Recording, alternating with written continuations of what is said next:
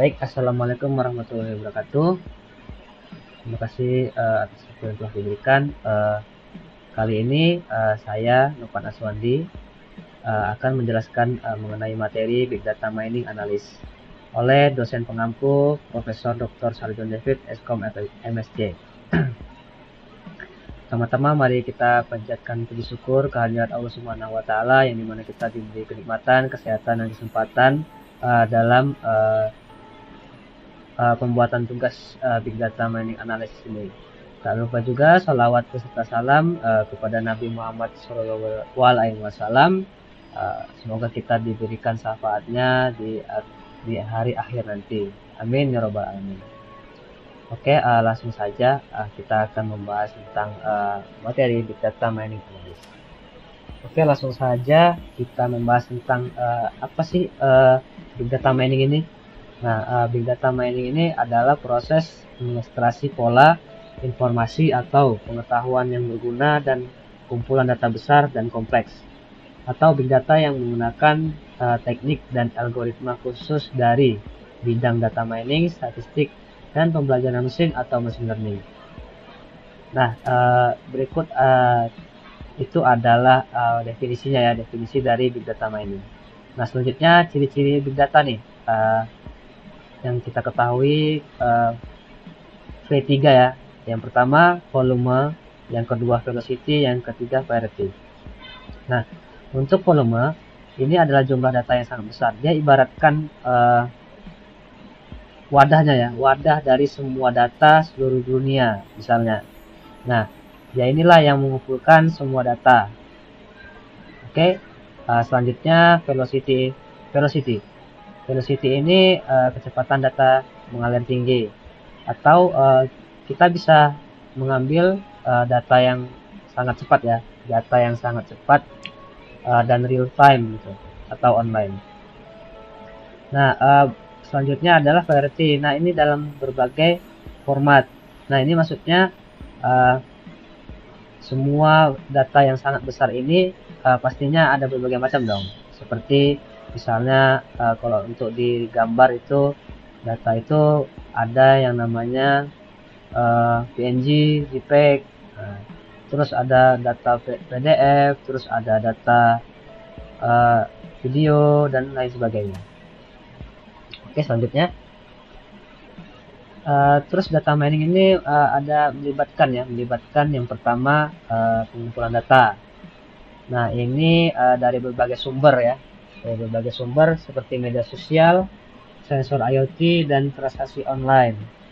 Nah, jadi dia big data, maksudnya ini big data berasal dari berbagai sumber yang luas ya, yang bervolume tinggi.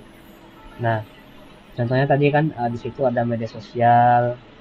Media sosial ini seperti apa? Media sosial ini diantaranya adalah Twitter, Facebook, Instagram. Yang pastinya dia akan menghasilkan gambar atau video dong. Nah, yang selanjutnya ini sensor IoT. Nah, sensor IoT ini seperti sensor suhu, kamera CCTV, alat kesehatan, mesin industri, dan lain sebagainya. Nah, lalu transaksi online. Nah, ini adalah data dari e-commerce, perbankan digital, pembayaran QR, seperti yang kita ketahui saat ini adalah menggunakan kris ya, kebanyakan sekarang. Selanjutnya yang kedua adalah praproses data atau membersihkan, transformasi, integrasi. Nah, ini maksudnya apa? Nah, ini agar bisa dianalisis dengan benar. Data perlu dipersiapkan melalui tahap. Nah, tahap-tahapnya ini cleaning. Nah, ini cleaning ini membersihkan atau menghapus data yang hilang atau ganda. Contohnya itu ketika kita menghapus transaksi kosong ya, atau memperbaiki format tanggal yang salah. Lalu setelah membersihkan, dia mentransformasi. Nah, ini adalah menggabungkan data dari berbagai sumber menjadi satu kesatuan logis. Contohnya apa? Contohnya dia menyatukan data pembelian dari toko fix dan online. Nah, atau dia mengubah data ke format yang bisa diproses algoritma, misalnya normalisasi atau encoding data kategori. Contohnya nih, konversi ini laki-laki atau perempuan menjadi 0 dan 1. Oke, selanjutnya yang ketiga ini penggunaan algoritma canggih seperti clustering, klasifikasi, association rules, dan deep learning. Nah, ini clustering ini dia mengelompokkan data ke dalam grup tanpa label. Contoh, mengelompokkan pelanggan berdasarkan perilaku belanja. Oke, selanjutnya klasifikasi. Nah, ini dia memprediksi kategori data berdasarkan pelatihan. Contoh, dia memprediksi apakah pelanggan akan membeli atau tidak. Nah, yang selanjutnya association rules.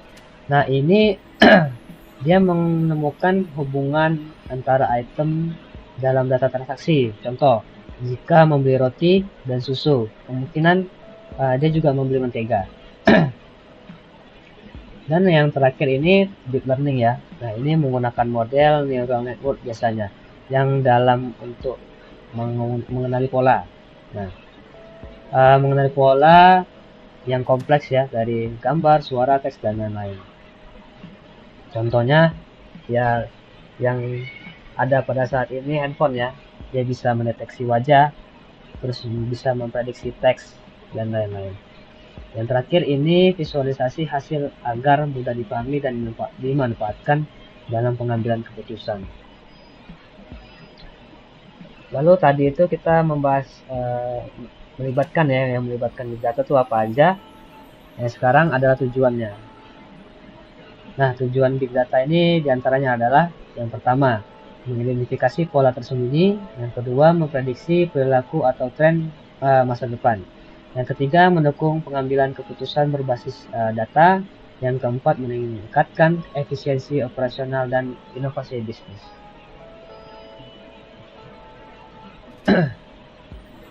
Oke, selanjutnya adalah tiga bentuk pengetahuan ya, tiga bentuk pengetahuan dari big data. Yang pertama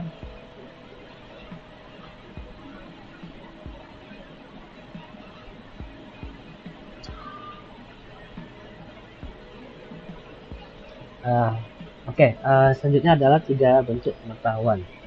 Nah, tiga bentuk pengetahuan dari big data ini yang pertama adalah descriptive knowledge atau pengetahuan deskriptif. Ini adalah pengetahuan menjelaskan apa yang sedang atau telah terjadi berdasarkan data yang dianalisis. Tujuannya apa? Tujuannya salah satunya adalah memahami pola, tren, atau perilaku yang sudah ada. Contoh, pola pembelian pelanggan selama musim liburan, atau segmentasi pelanggan berdasarkan perilaku belanja, dan rangkuman data lalu lintas harian dari sensor jalanan. Ini adalah pengetahuan deskriptif. Yang selanjutnya adalah pengetahuan prediktif.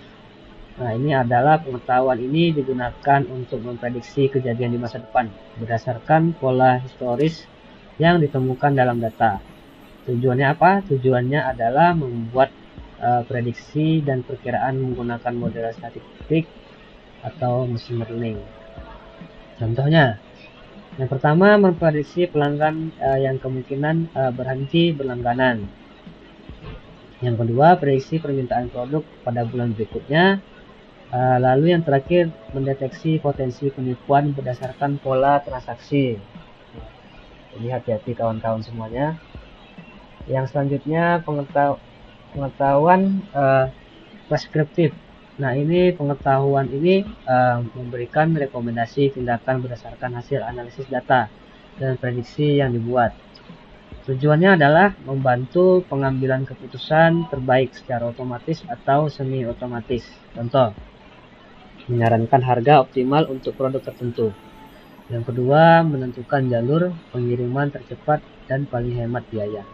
Yang ketiga, rekomendasi konten atau produk yang paling relevan untuk pengguna.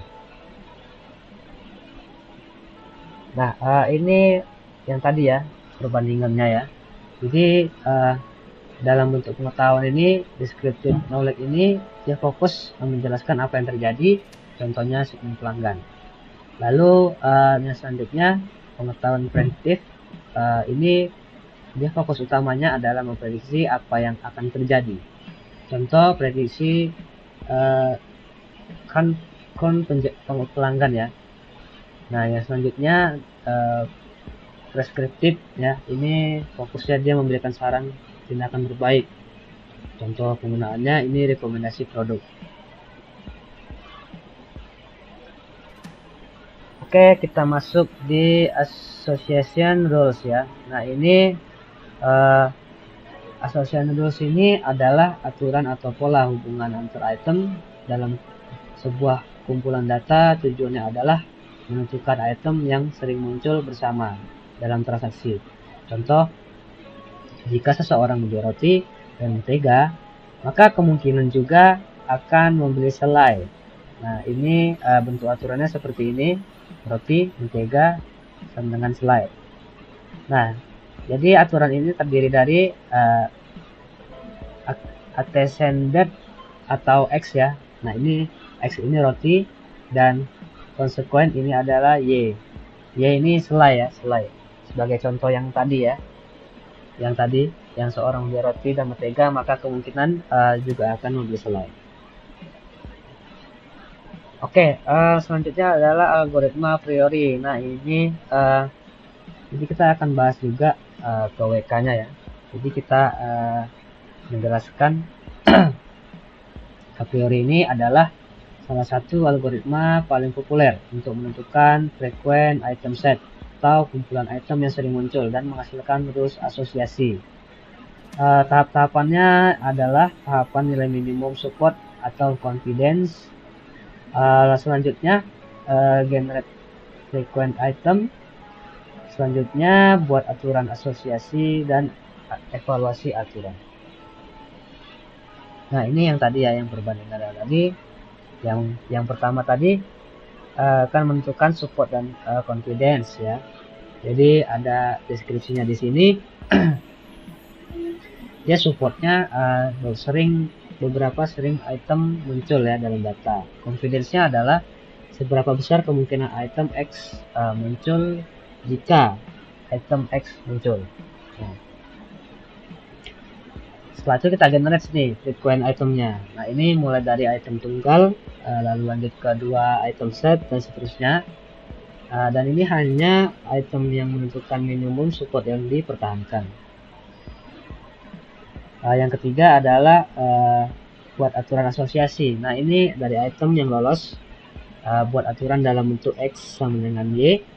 Nah nilai ini hitung nilai confidence dan aturan tersebut. Hanya aturannya confidence kurang dari minimum yang diterima. Yang selanjutnya adalah evaluasi aturan. Nah ini menggunakan metrik seperti leaf ya, atau conviction dan lain-lain. Nah ini ada contoh studi kasus ya. Jadi ini adalah analisis pola pembelian produk toko kelontong menggunakan a priori. Nah ini kita menganalisis transaksi pelanggan untuk menentukan pola pembeli yang sering terjadi. Sering membentuk aturan asosiasi guna mendukung strategi promosi di toko. Nah ini datasetnya yang saya buat ya. Jadi ada 10 transaksi ya. Nah ini ada 5 pembelian dalam 10 transaksi, yang diantaranya adalah ada bread ya, roti, susu, butter, selai, dan telur ya. Dan masing-masing ada 10 transaksi. Untuk yang Y ini itu beli ya, artinya dia membeli. Yang T itu dia tidak membeli. Oke, jadi ini adalah frekuensi yang kemunculan item ya dari 5 item ini, ada 70%. Nah di sini kita buat minimum supportnya adalah 30% dan minimum confidence-nya adalah 80%. Oke. Nah setelah dihasilkan oleh WK, nah nanti kita Ini saya buatkan dulu kesimpulannya ya. Jadi kesimpulannya adalah jika pelanggan membeli roti atau dan susu, maka kemungkinan besar juga akan membeli butter. Lalu pelanggan akan membeli telur, juga cenderung membeli susu sebanyak 80%. Lalu kombinasi susu dan butter mengarah kuat ke pembelian roti, itu 90%. Nah, ini rekomendasi strateginya banding produk ya. Jadi ini roti, susu dan butter. Rata Andra ini letak telur dan letak susu ini harus berdekatan berarti. Lalu promosi khusus, diskon khusus ya untuk pembelian 3 item dalam 1 roll. Nah, mungkin kawan-kawan semua pengen tahu untuk perhitungan di WK-nya. Ini adalah perhitungan yang manualnya ya. Oke, kita lanjut saja ke ininya, ke aplikasi WK-nya.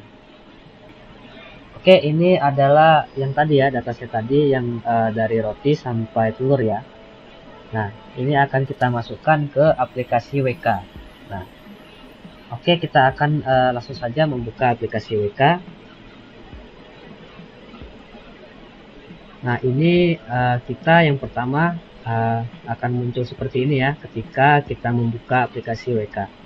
Nah, selanjutnya kita klik tools, lalu ARF view. Lalu di sini kita klik open, lalu kita cari data yang kita simpan. Nah, kita cari di sini CSV.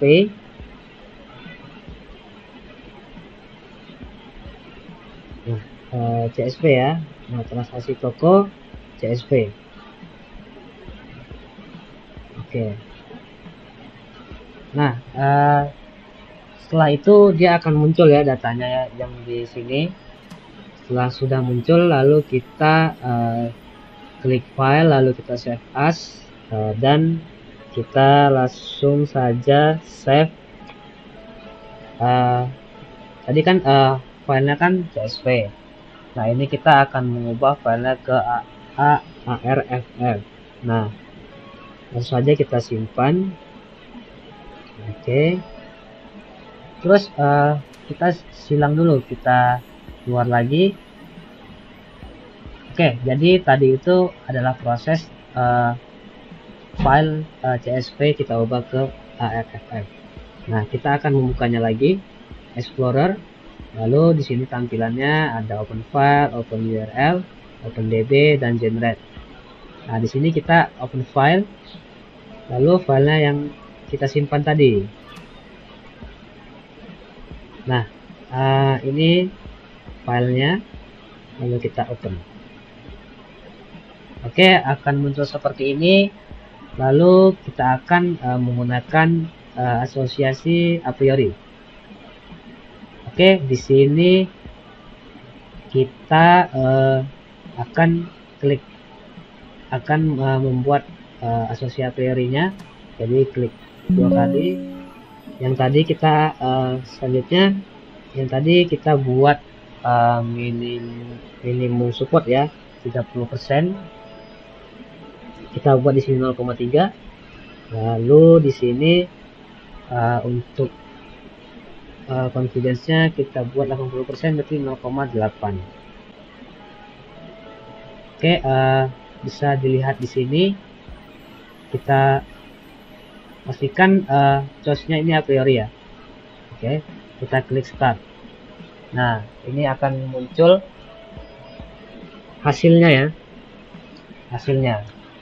Nah, dan ini salah satunya kesimpulannya adalah jika tidak membeli selai, maka kemungkinan besar pengunjung membeli roti. Nah, yang selanjutnya ini jika tidak membeli telur, maka kemungkinan besar membeli roti. Lalu yang selanjutnya, jika tidak membeli roti, maka dia membeli selai. Oke, dan ini adalah hasil dari a priori ya. Oke, selanjutnya kita akan melanjutkan materi mengenai clustering dari K-means. Kita close saja. Ini adalah materi selanjutnya tentang clustering dengan bagaimana K-means bekerja. Nah, di sini clustering adalah metode unsupervised learning yang mengelompokkan data menjadi beberapa cluster berdasarkan kemiripan fitur. Nah, ini clustering adalah teknik dalam data mining yang digunakan untuk mengelompokkan data ya dalam grup atau cluster berdasarkan kemiripan dan atau kemiripan karakteristiknya. Oke, ini adalah tahapan-tahapannya. Yang pertama adalah menentukan jumlah cluster. Yang kedua dia pilih titik pusat awal ya, centroid, atau menginisialisasi ke pusat cluster.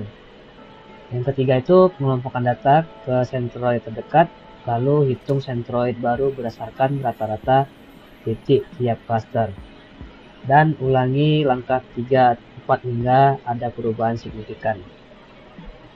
Nah, jadi dengan K-means ini kita dapat menentukan pola tersembunyi dan struktur alami dalam data, seperti segmentasi pelanggan, pengelompokan dokumen, atau pengelompokan perilaku pengguna. Ini adalah contoh ya, contoh dataset dari ini nilai dari 1 sampai 8, dan ini ada 12 orang ya. 12 orang ini mempunyai 8 nilai. Nah, ini proses keduanya. Setelah ada datasetnya, kita pilih ya sebagai dua siswa sebagai pusat awal, misalnya centroid 1 dan 2, Atman dan Amin. Contohnya nih nilainya ya, nilai dari C1 C2 nya kita jabarkan juga. Lalu yang ketiga jarak Euclidean dari semua siswa ke C1 dan 2. Oh, jadi ini maksudnya adalah dari semua nilai itu nanti ditambah dan kurangkan dari C1 sama 2 gitu. Nah, ini langkah-langkahnya. Jadi ini angka-angkanya dari mana? Nah, jadi dari yang C1 itu, Atman dan Amin, itu nanti semuanya dikurangkan. Yang Atman itu kan 79 ya. Jadi mulai dari Afrina di bawahnya, jadi 84 kurang 79. Nah, 84 kurang 79 ditambah lagi nih, ditambah sama nilai yang sebelahnya. Nah, 76. Nah, 76 kurang 75. Oh ya, benar. Nah, jadi seterusnya akan dikurang dan tambahkan dengan nilai-nilai dari nama semuanya. Ini kita lakukan dengan 2 sampel ya. 2 sampel itu kita kurangkan dan tambahkan dari semua nilai nama-nama tersebut. Dan akan menjadi hasil seperti ini. Oke, selanjutnya kita akan coba di WK saja ya, agar lebih mengerti. Ini adalah dataset yang akan kita gunakan di WK-nya ya. Jadi ini adalah nilai siswa ya. Nilai 12 siswa, yaitu ada 8 nilai. Nah, langsung saja kita akan buka WK-nya. Oke, seperti biasa kita klik tools, lalu ARF view, lalu kita open. Nah, di sini kita akan buka data yang sudah kita simpan. Nah, di sini nilai siswa. Kita open saja dan dia muncul ya di sini. Muncul di WK-nya datanya, lalu kita save as nih, kita save as ke ARFF ya. Tadi kan file CSV. Terus kita ubah ke ARFF. Lalu kita simpan saja, yes. Lalu kita close saja. Nah, di sini kita akan membuka filenya tadi, file yang kita simpan. Open file. Kita cari file yang kita simpan di mana tadi. Lalu sudah muncul ya nilai siswa. Oke, akan muncul seperti ini. Lalu kita akan memproseskan nilai 1 sampai 8 saja ya. Kita eksekusi nilai 1 sampai 8. Untuk yang nomor sama nama ini kita cek dulu. Lalu kita remove. Nah, tadi kan kita mengklik asosiasi. Tapi karena ini kita cluster, kita klik yang sampingnya, cluster. Oke. Terus kita choose pilih metodenya ya. Kita memakai simple key means lalu start. Nah, ini muncullah proses data dari WK ya, proses perhitungannya, yang dimana dari 12 data itu memiliki 2 cluster. Yang pertama itu cluster 0 yang berisi ada 10 siswa. Lalu untuk cluster yang satu itu mempunyai 2 siswa ya. Tapi kita nggak tahu nih siapa aja nih. Untuk mengetahui namanya, kita terlebih dahulu klik pada simple key means ini, klik kanan. Lalu kita visual cluster assessment. Nah, akan muncul seperti ini. Kita save. Tadi kan filenya itu ARF ya. Kita akan kita kasih nama di sini hasil cluster. Hasil cluster siswa. Nah, kita save saja di sini. Ketika kita sudah save, kita silang juga. Lalu kita di sini klik tools ARF view. Lalu kita buka file yang tadi ya, file yang kita simpan barusan, hasil cluster siswa. Nah, ini muncul hasil clusternya ya di sini ya. Tapi kita mau melihatnya di Excel saja. Di sini kita akan mengubah file ARF-nya ke CSV.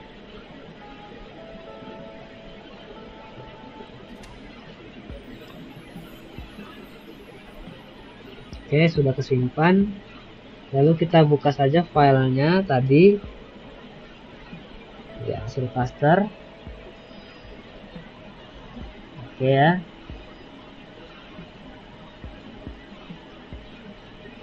Oke, ini kan masih belum berurutan, maka kita akan urutkan sesuai klasternya. Kita drag saja, kita tandai semuanya. Lalu kita sort. Oke. Nah, ini sudah kita sudah kita kelompokkan ya. Tapi mohon maaf, kita kembali lagi. Yang tadi sepertinya kita namanya ini belum kita ganti ya. Ini kita ganti. Kita copy dulu.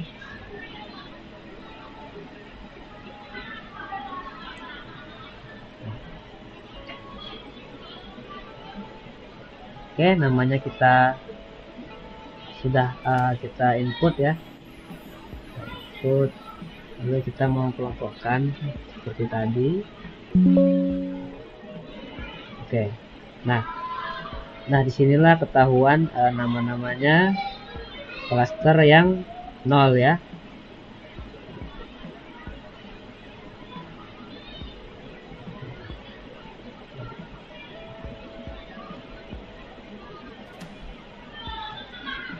Oke, jadi dari dua klaster ini yang paling tinggi adalah klaster 1, yang dimana nilai ini dinobatkan pada nama siswa, yaitu Amin dan Nanda. Selebihnya masuk dalam klaster 0 ya. Oke, berikut Ini adalah contoh uh, perhitungan di WK tadi yang sudah kita jelaskan. Oke, teman-teman semua, begitu saja materi dari Big Data Mining Analysis ini. Semoga bermanfaat. Kurang lebih mohon maaf. Wassalamualaikum warahmatullahi wabarakatuh.